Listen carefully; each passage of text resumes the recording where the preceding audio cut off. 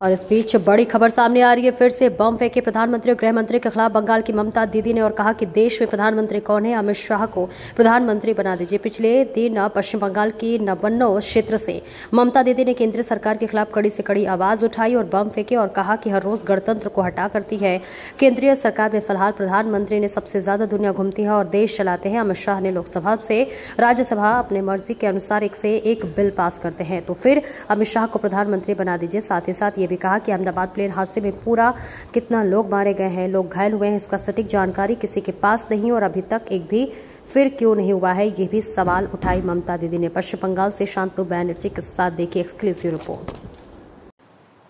কোথাও বলছেন one nation one vote, মানুষের অধিকার কেড়ে নেওয়ার, রাজ্যের অধিকার কেড়ে নেওয়ার বিল, কখনো ডিমনিটাইজেশন বিল, কখনো সো মেনি।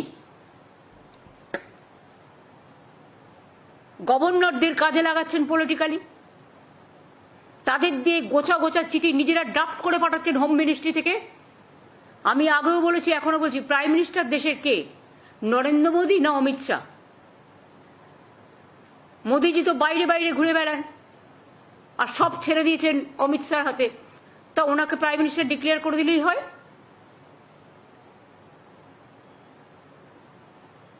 বকলমে তো দেশটা উনি চালাচ্ছেন এবং পলিটিক্যাল পার্টির লোকেরা যা বলছে তাই করছেন, কোনো সিস্টেম মানছেন না, सब सिस्टम भेंगे दिए। हर सिस्टम को आपने तोड़ दिया, अब लोगों को इज्जत लेके खेलते हैं। কত মানুষ মারা গেছে আজ পর্যন্ত কেউ জানে না, এমনকি বেচারা ডাক্তার হবে বলে জুনিয়র ডাক্তাররা যারা হস্টেলে ছিলেন তাদের প্রাণ পর্যন্ত চলে গিয়েছে। আরো কত মানুষ ওখানে নানা কাজে আসতেন, কাছাকাছি ছিলেন, তার পুরো সংখ্যাটা কেউ আমরা জানতে পারিনি।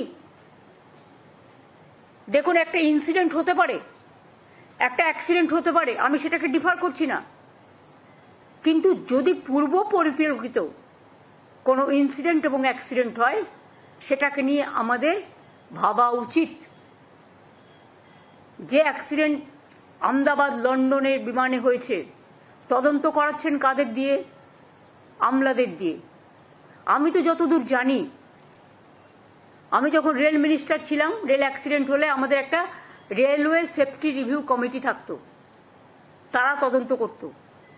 প্লেনেও নিশ্চয়ই এরকম একটা সিভিল এভিয়েশনেও নিশ্চয়ই একটা আছে।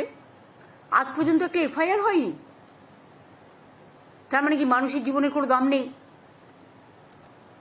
একবারও ভেবেছেন